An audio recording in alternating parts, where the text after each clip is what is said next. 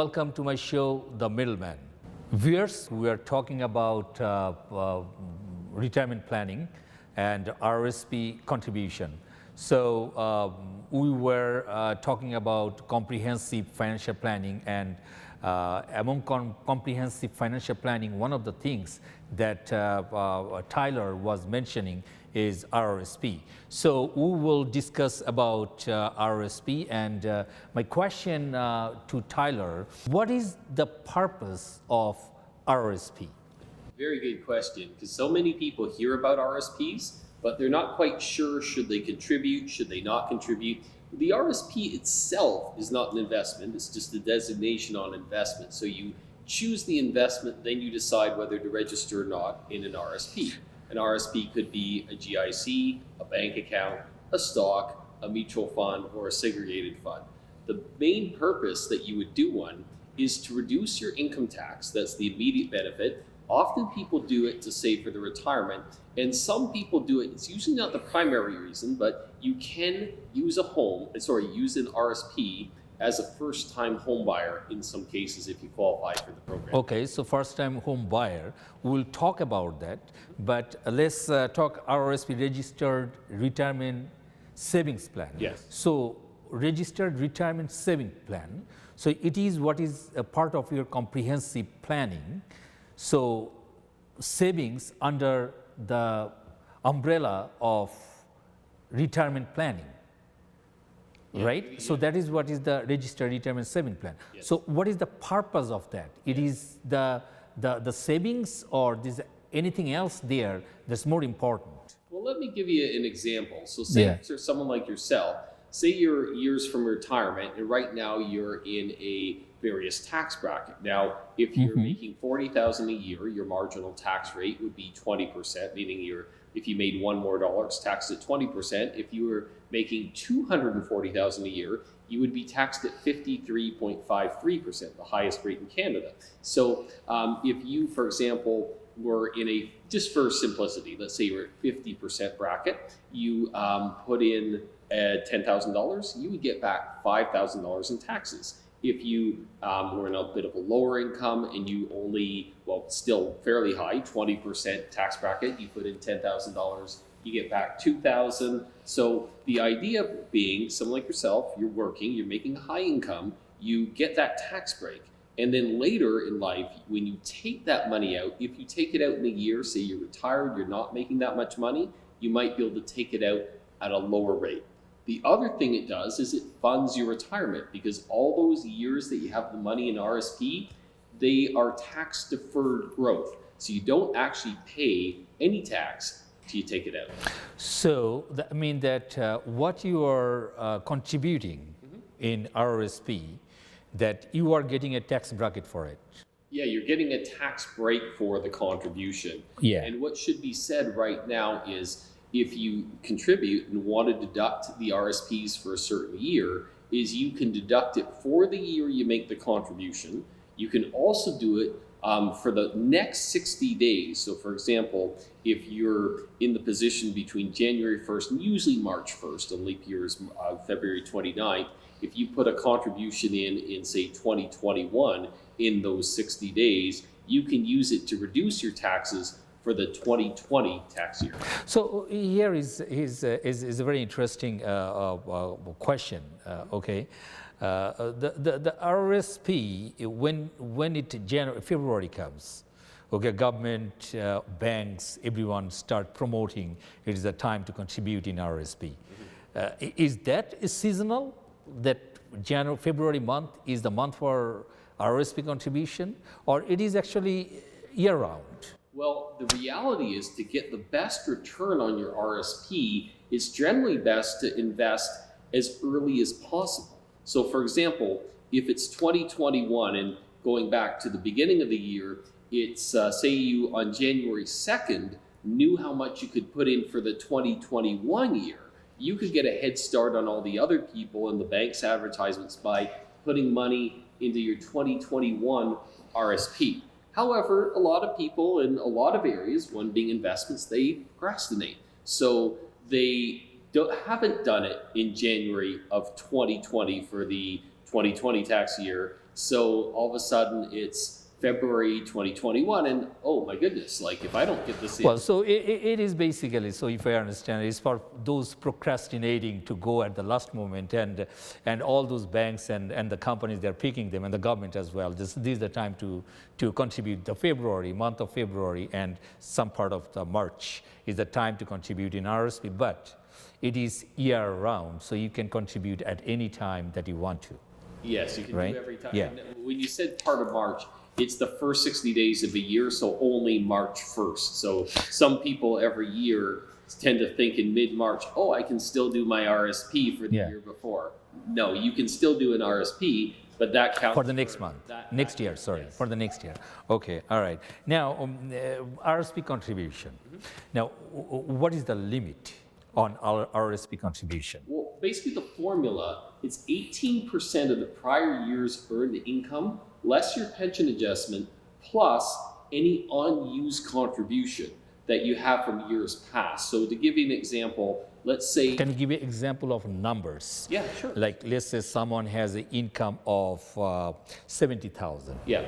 Well, let me do an easier one. Okay, easier. Give you numbers with easy numbers. Yeah, yeah. We'll do 100,000. Yeah, 100. Oh, okay. Yeah, that's easy numbers to pick. Okay, yeah. 18% of that is 18,000. So you'd have 18,000. So if you had never had RSP limit before, see, and that would be based on your 2019 income. So the 2019 gives you room for 2020, which you can contribute in 2020 or the first 2 months of 2021. So this is the first time you've heard that. You're probably a bit confused. But the one thing you can always count on is when you do your income tax return and the government gives you your notice of assessment form, or you can call the government to get this info too, you ask, what is my RSP contribution limit for this year? And they'll tell you, or this piece of paper, it'll tell you. So the RSP, this notice of assessment, actually, there's a one sector that is actually defined that what is the contribution limit that you didn't use or you can use in the future. Yeah, there's a couple things. There is the total contribution room. So it does that calculation I just did. So in the example I gave, say you had the 18,000 that you could do from that year, plus you had 120,000. Say it's a 60-year-old person that for years they're nowhere close to their limit. So it'd say 120,000 plus 18,000, your new limit, it's 138,000. The one thing sometimes people don't do is sometimes at the bottom, if it applies, it'll say you may have contributed but unused deduction rooms, meaning you put the money in, but for whatever reason, whether you forgot or it ended up you didn't make that much money that year and it didn't make sense, you didn't deduct it for your RSP, well, just you have to make a note. And I do recommend people do use a tax preparer, although I know some people like to do it themselves and there's a lot of programs, but for the RSP, that's an example. And so you can do the calculation, but you don't 18%. 18% of your gross income. 18% of your gross income, yes. 18% of your gross income, and you can add up the previous year if you didn't use that for the contribution. Yes, and the key is you said the word you can do it, but it's easier to let the system do it for you because they'll do it for you. Okay. So you don't have to, of course, if you think CRA has made a mistake, you can challenge. So if I contribute more than what I supposed to contribute or put in RSP, what is going to happen? Let's say that I supposed to contribute from last year or last 5 years, I didn't contribute. Okay, I have income, and the government calculated that what was the RSP contribution limit that I have from those years. Now this year I decide to contribute, and I had a quite bit money in my hand, and I want to take the advantage of the tax deferral program and want to contribute in RSP. So that total amount, how would that be calculated though? If I put more money than what I am designed to put, or defined to put. For example, if I define to put, let's say this year altogether $50,000, if I contribute $60,000, $10,000 more, so would that be any penalty for it? Yes. In short, you don't want to do that. And I'll explain the penalty. So first of all, the limit, you can go up to $2,000 over the limit without a penalty. If you go more than that, there's a penalty. 1% of the excess is subject to penalty tax. Now, to take that out, well, I'll just, because it can be a longer conversation, I'll just say you want to talk to either CRA or a tax professional, because there's actually a couple forms. There's a 3012 form and a T1OVP 76, sorry, 7. Well, all those technical things and stuff that you want to go, but it's better to go with a tax professional and get the advice from there, I guess, right? Yes. The bottom line is, sorry, just if you can, don't contribute, over contribute, and if you do, get it worked out, because it's not as simple as you just withdrawing the money the way you would normally withdraw. Okay, so RSP contribution and RSP deduction are the same or two different things? Well, actually, that kind of applies a little bit to what we were talking about in some of the past points, which is the contribution is how much you can put in. Now, normally when people contribute, they deduct it that year. However, you don't actually have to. You could deduct it for a future year. An example might be if it's early in 2021 and you decide that you want to put money into RSPs because you know you've got a good, nice salary this year, but then for whatever reason you get laid off, have enough of your job, you end up not making much money this year, and you say, well, I'd love to have that RSP deduction, but this year I didn't make enough money for it to be worth it. You can actually use it for a future year.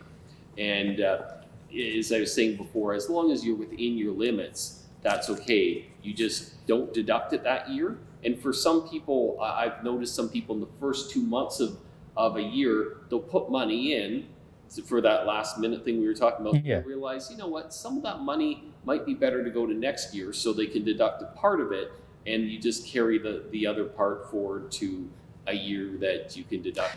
Now, let's talk about the part that we were discussing before. I stopped you there about the home buyers plan. Can you explain me or our viewers more about this home buyers plan? Because first-time buyers, they are always want to look to use their RSP to buy the house.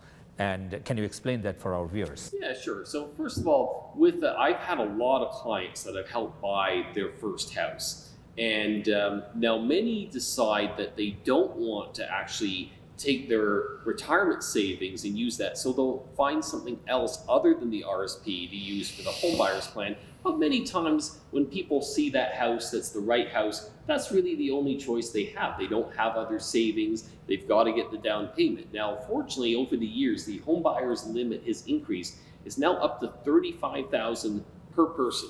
So say you, Shafiq, and your wife, you're buying your first house ever. You have you could have more than $35,000, but you'll both have enough that you could take up to $35,000 out of your RSP and put that towards the first home. There is a form that you use to do it. You don't just withdraw the money, and you have to be qualified for the program, which means it's either your first home, or if you haven't lived in a home that you've owned for the last 4 years, then you qualify. And in case you own a home that's outside the country, that would still count. So we will talk about the qualified for the home buyers plan. But here you mentioned about that a spouse. So I guess you mentioned what you are trying to say is a spousal RSP. That if I have the spousal RSP, can I use my portion and spouse portion as well? Is that $35,000 each, or altogether $35,000? Okay, so say, no, it's $35,000 each. So let's say, just to make it simple for the audience, you have, let's just call them Mr. A and Mrs. B. And whichever one's making the most money, let's just say it's Mr. A. So he's got his own RSP for $35,000. He's contributed to his wife's for $35,000, and now they both want to take it out to basically buy the home. So they can take both his and hers for a total, which is $70,000. Yes.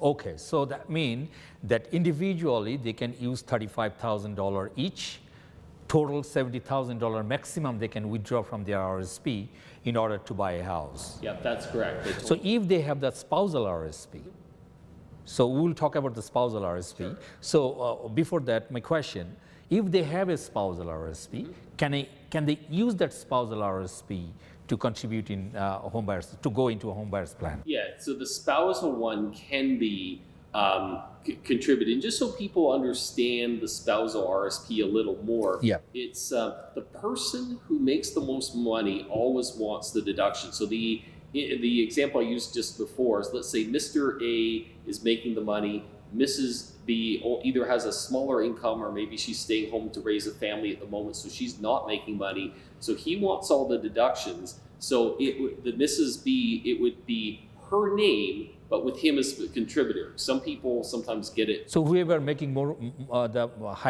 most money, or most income, The person that gets the most money gets the deduction, but the annuitant spouse is actually the one, it's in their name, that is the one with the lesser money. They're the one whose name it's in. And when you repay, you're probably going to ask me about repayment.